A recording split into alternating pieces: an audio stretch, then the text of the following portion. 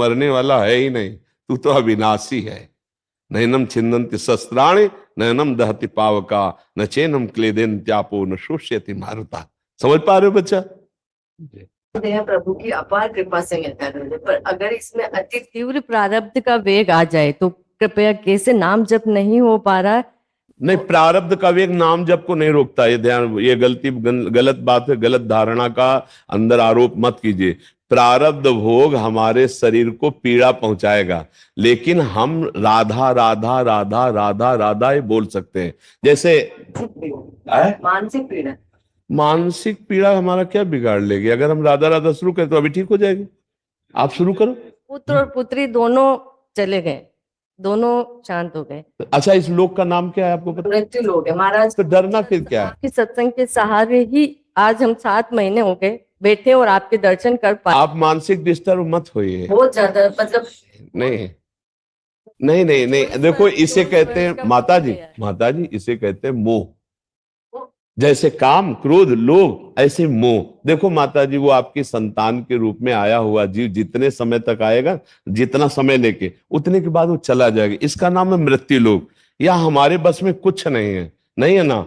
तो आप मान करके सत्संग में सुना था सुखदेव मुनि, उनमें जो मतलब उन्होंने अपने पिता और माता का भी मतलब स्वरूप नहीं देखा, वैसे ही पुत्री मतलब 13 वर्ष तक रही, उसकी अपार सेवा, श्री जी की सेवा, जैसे आपकी श्री जी, वैसे हमने श्री जी की सेवा मानी। वो अंत समय में वही हुआ, वो गई। तो देखो एक यहाँ रुकना, अगर आप श्री जी की सेवा मान रहे तो प्रेम आना चाहिए कि मोह आना चाहिए? पुत्र की वजह से हुआ। नहीं, हमें केवल इतना मतलब, चाहे पुत्र या पुत्री, अगर हम श्री जी मान के करेंगे तो हमारे अंदर प्रेम आएगा, और पुत्र पुत्री का रहेंगे तो बात बनाएंगे श्री जी की, लेकिन होगा मोह। अच्छा, श्री जी का मान के करेंगे तो हमारा प्रेम हमको आनंद देगा, और अगर मोह मान के करेंगे तो आपका चिंतन छूटेगा। ईमानदारी से देखो, चिंतन रहित जीवन शोकमय जीवन है, और चिंतन युक्त जीवन आनंदमय जीवन। नरसिंह जी का बेटा गया ना तो उठाई करताल, बोले भला भया, गोविंद ने भला किया, और उठा के कीर्तन शुरू। आपने कीर्तन शुरू किया क्या? पुत्री के बाद तो हमने बहुत, पुत्र ने हमको संभाल लिया था। छोड़ो, ये पुत्र पुत्री भगवान है, जितने मिनट के लिए आए उतने मिनट रुकेंगे और फिर वो चले जाएंगे। हाँ, प्रभाव पड़ता है, क्योंकि माँ हो, प्रभाव पड़ेगा। उसी प्रभाव को काटने के लिए अध्यात्म है, राधा राधा राधा। और आनंदित होकर आप रहिए, शोक मत कीजिए, क्योंकि हम आपके हृदय से मिला के कह रहे हैं। आप माँ हैं, ऐसा हर माता पिता को शोक होता है, पर हमको मानना पड़ेगा, चाहे गुनी हो या अवगुनी, माता पिता का हृदय बहुत प्यार करता है, पर वो टिकेगा उतने ही समय तक जितने समय तक यहाँ भगवान ने पास दिया है। सरकारी आदमी है ये सब, अपनी अपनी टिकट कटी चलते हैं, कोई किसी की तरफ नहीं देखता है। राधा राधा। अमन वर्मा जी, हिसार से। श्री राधे महाराज जी, पिछले साल अक्टूबर में एकांतिक में आपके समक्ष बैठने का मौका मिला था। महाराज जी, मैंने खुद को सुधारा है और बाद में अपनी जिम के कई बच्चों को अंडा व नॉन वेज छुड़वा चुका हूँ। महाराज जी, मैं अपने आप को पहले से ज्यादा मानसिक व शारीरिक सुदृढ़ महसूस कर रहा हूँ। लेकिन महाराज जी, बहुत सारे जने जो कि पैसा बनाने के लिए गलत चीजें बेचते हैं, मुझे दुश्मन की तरह। महाराज जी, वो जिम बनाने के लिए कुछ ऐसे हाँ, अब देखो एक बात समझो, सतमार्ग में चलने वालों के प्रति असत मार्ग का स्वाभाविक द्वेष भाव होता है। क्यों?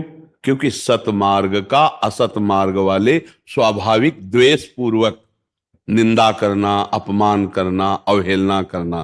तो जैसे आप अपने जिम के साथियों को सच्चे मार्ग में चलाएंगे तो आपके जिम की निंदा करेंगे, आपकी निंदा करेंगे, आप में कमियां प्रस्तुत करेंगे, आपको गिराने की चेष्टा करेंगे, लेकिन आपको नहीं डरना, आपको अपने मार्ग में पुष्ट रहना है, क्योंकि आप सतमार्ग के प्रतीक हैं। और आप में उनमें यही अंतर है कि वो आपकी निंदा करेंगे और आप उनके विषय में ना कुछ बड़ाई और ना कुछ निंदा, शांत गंभीर रहेंगे, तो आपकी उन्नति होती जाएगी। आप में उनमें अंतर है। वो सत्संग नहीं प्राप्त किए, आप सत्संग प्राप्त किए, तो आप में कुछ विशेषता होनी चाहिए ना। यही विशेषता, आप उनकी बातों को सहन करें, ना निंदा करें और ना विरोध करें। निंदा करेंगे तो भी ठीक नहीं रहेगा कि खुद तो गंदे आचरण करता है, ऐसा ऐसा हमारी निंदा करता है, ऐसा, तो वो आपको विक्षेप पहुंच जाएगा, आपकी हानि। आप मुस्कुरा के शांत अपने जनों को जरूर सपोर्ट कीजिए कि आप खुद समझते हैं कि अच्छा क्या है और बुरा क्या है। यदि आपको ऐसा लगता है कि मैं आपको बुरा सिखा रहा हूं, तो आपको जहां अच्छा लगे आपकी जहां उन्नति हो आप जा सकते हैं। अगर आपको ऐसा लगता है कि हम असत मार्ग से हटाकर सतमार्ग में चला रहे हैं तो फिर आप किसी की बात सुनो मत ही।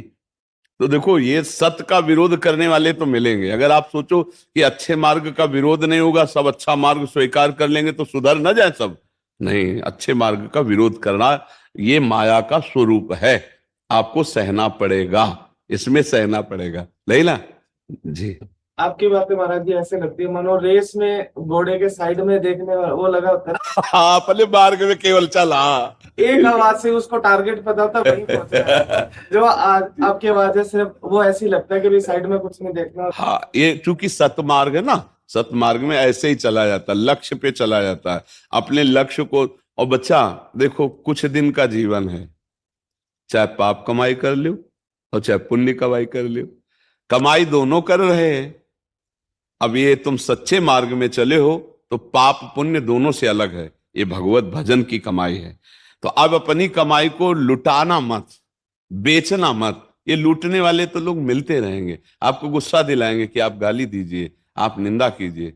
ये नहीं, आपको पता है हमारे पास माल है और ये आपको इतना धनी बना देगा, आंतरिक आनंद का धनी। और बाहरी धन तो अपने आप पीछे, माया की एक चाल है बच्चा, जब माया के पीछे दौड़ो तो छाया मिलती है, माया नहीं। और जब मुड़ जाओ माया से और वो जब तुम्हारे पीछे दौड़ेगी तो माया मिलेगी, छाया नहीं, पक्का समझो। क्यों? माया भगवान की दासी है, और जब भगवान की तरफ चलोगे तो हर सुख सुविधाएं आपको प्राप्त हो जाएंगी। भगवान के चरणों में क्या कमी है? लेकिन लोग भगवान के चरणों का प्रयोग माया के लिए करते हैं, इसीलिए वो माया हाथ नहीं लगती और ना मिले गोपाल, ना माया मिली। और अगर गोपाल को पकड़ लो, माधव को पकड़ लो तो माया चेरी हो जाएगी पक्का। माया को सब कोई भजे, माधव भजे न कोई, जो माधव को भजे तो माया चेरी होए, पक्की बात समझो। तो आप सतमार्ग में चल रहे हो, इसलिए धैर्य पूर्वक चलो और आप उदाहरण बने, आप उदाहरण बने। यार